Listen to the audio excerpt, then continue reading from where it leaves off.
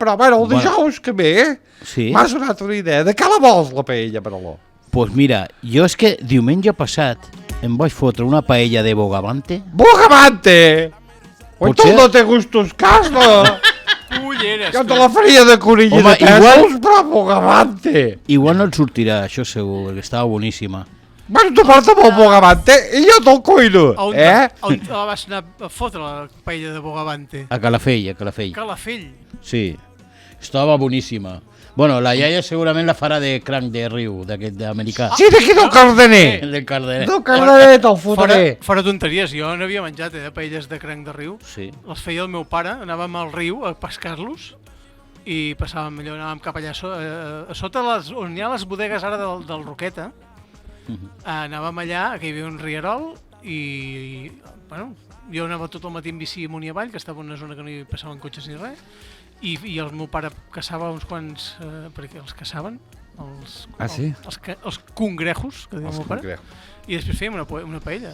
Jo encara faig d'anar a buscar-los. El que passa és que això ara ha canviat moltíssim. I no es pot fer o què? Sí. No, les trampes aquestes que li posaves fetge i tot això, les passava... Pues això, cada trampa ara ha de portar com un precinte amb les trampes que portes, treure la llicència. Bueno, però quina llicència? Si s'han carregat els crancs autòctons, aquests fills de puta. Mira, tinc un amic que ha tret un llibre, El cranc de riu que sempre riu. I va sobre això. Com enllacem els temes, Fantàstic! Miquel Florido, efectivament. Correcte, és infantil el llibre.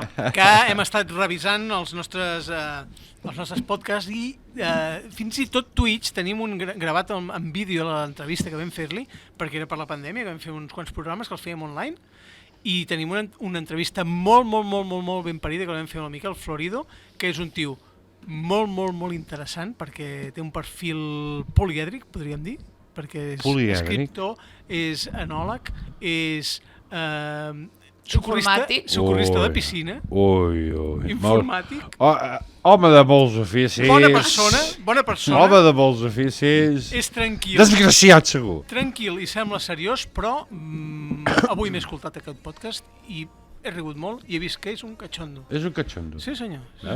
Ens agraden els catxondos aquí al programa. Si voleu escoltar-nos podeu anar a Twitch i buscar Miquel Florido o a l'Spotify mateix, que també hi ha el nostre podcast. El penjarem a Instagram. Sí, aquesta setmana el penjarem amb el tio. No, Miquel, no. Ell no. No, perquè és que ara, com que ha tret... Què ha tret? Aquest llibre, el del cranc? No, el del cranc el va treure l'any passat o l'altre, no ho sé ben bé, que és un conte infantil. Vale.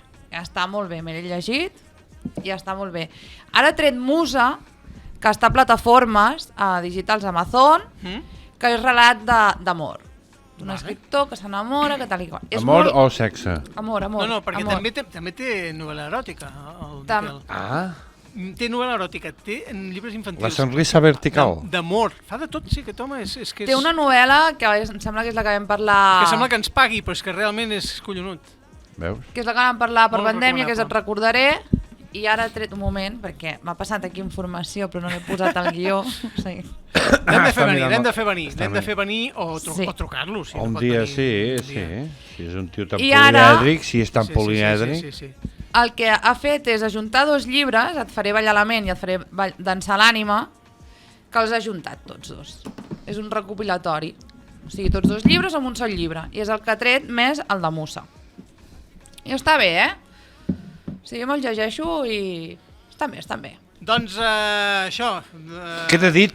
Instem els nostres oients a llegir en Miquel Florido. Des del 0850 promovent la cultura. Clar que sí, des de 1992. No, que vam començar el 2000.